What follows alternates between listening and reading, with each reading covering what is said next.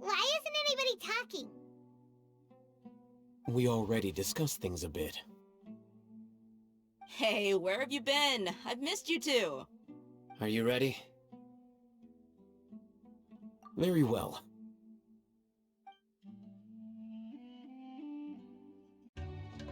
The Caravan Rebot operation is of great importance.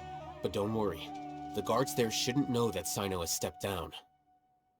How can you be so sure? First, the other Matra still don't know why Sino has left, which proves that the Academia has been covering up the matter. Second, this is a crucial moment for the Academia's God creation plan. If something were to happen to the General Mahamatra, it's bound to attract a lot of unwanted attention. No matter how you look at it, they don't seem interested in sharing the news of Sino's departure. A reasonable inference. I agree. Which brings us to our next issue.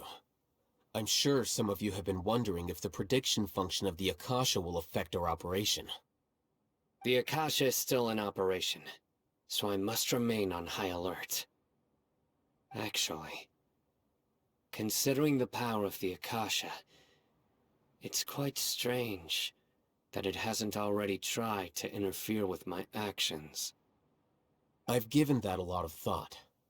For now, I don't think you'll need to worry.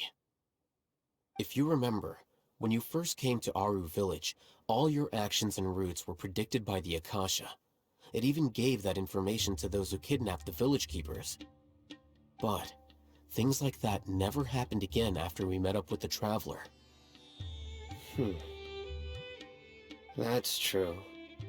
But why? Look at it from a different angle. Why do you think the Akasha will predict your actions?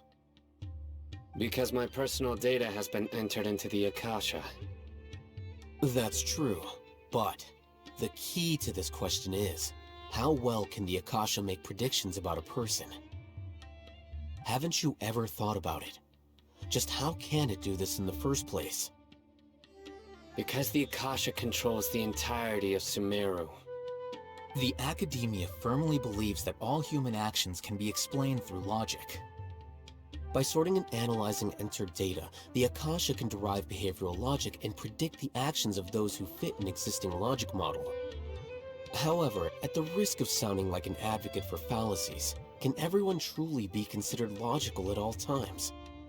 Emotions are part of our behavioral logic, but can you guarantee that every experience of the same joy or pain would be equally intense? How can our feelings and opinions be predictable down to the letter in every single instance? Sino, in the past, you've always worked alone. In the absence of another person who could sway you or your thoughts, the Akasha could produce predictions that were similar to your real-life behavioral principles. Decisive and principled, you were used to solving problems alone. That's why the Akasha could figure you out. But now, you've joined a team. And I believe the Akasha hasn't yet figured out the full composition of it. Our thoughts and logic have intermingled and weaved themselves together to become a complicated, chaotic mess. Any one of us could potentially disagree with another. The Akasha lacks data on these interactions, and it's impossible for it to predict your actions in the future based on your decisions in the past.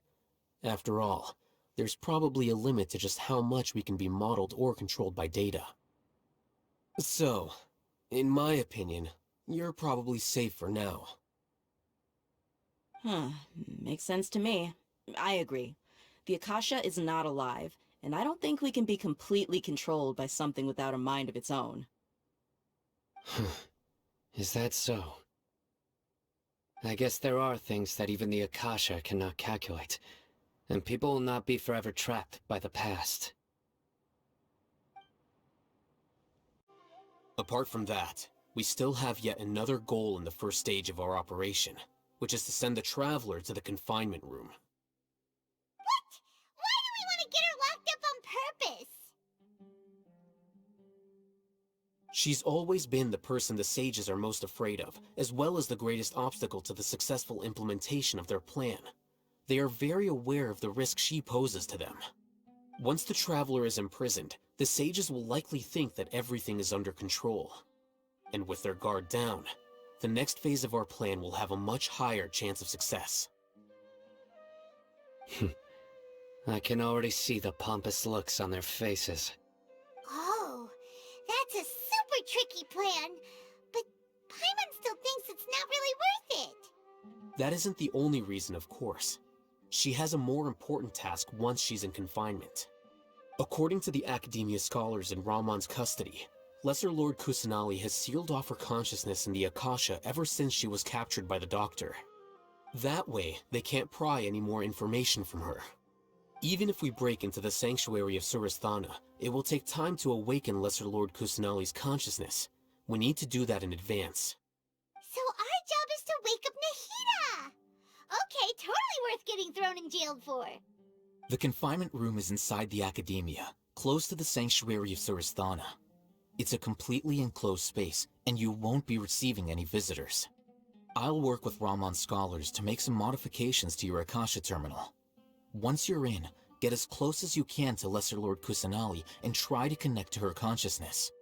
However, as for whether she'll actually wake up, that will depend on our luck. Now that Lesser Lord Kusanali's consciousness has been forcefully sealed, the core figures of the Academia and their guards have started to wear their Akasha terminals again. With the Doctor's technological support, they think they have nothing to fear. How despicable of them to rely on such a person. But this is also our chance. I was originally asked to draft the knowledge capsule for the Artistic Performances Prohibition Act when I was still at the Academia. It should be on the Grand Sage's desk right now, and will be entered into the Akasha during the next Nyargarbaha Day. Are they really going to stop all artistic performances? That's horrible! I'll make an identical knowledge capsule, but this time I'll smuggle some misleading information into it. We only need to find an opportunity to switch the capsules. Once it's been entered into the Akasha on Nyargarbaha Day, if someone were to be seen performing in public, the sages would definitely use that opportunity to announce the ban, and so the misleading information will be disseminated amongst the guards. Sure sounds complicated, but it seems like if everything goes well, we'll be able to get rid of all the guards in the Academia without any effort. That's pretty clever, getting right into their heads. I just have one question. Even if we manage to get the misleading info out to the guards, how can we be sure that they'll believe it? People who are used to relying on the Akasha become less inquisitive, and their ability to distinguish truth from misinformation is significantly reduced. They will view everything the Akasha releases to them as the unequivocal truth. The Akasha will turn humans into machines. I've seen it happen many times. Yikes. Good thing I didn't wear it for long when I was working in Sumeru City. At first, I thought it was a good thing too. By the way, this plan still requires a performer, right? Do you have someone in mind? Nilu of Zubair Theater. I know her really well. We can trust her.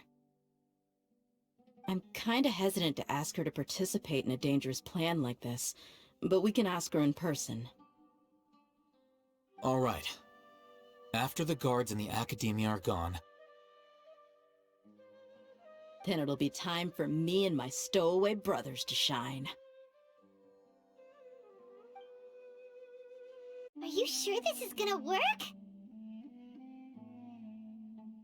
I gotta admit, it's bold. Color me impressed. It's worth a try. The point of discussion is to arrive at a solution. Let's cut the small talk and move to the next point.